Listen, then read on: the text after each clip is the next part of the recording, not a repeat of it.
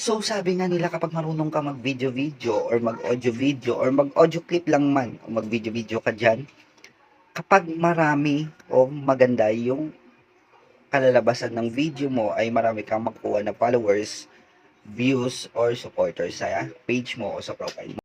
O doon na tayo sa supporters. Sa mga followers, sa audio, doon na tayo marunong ka lang yan. Pero sa totoo lang, marunong ka ba mag-execute or mag-edit ng video mo para marami kang viewers o marami kang followers na makukuha sa video mo na yan?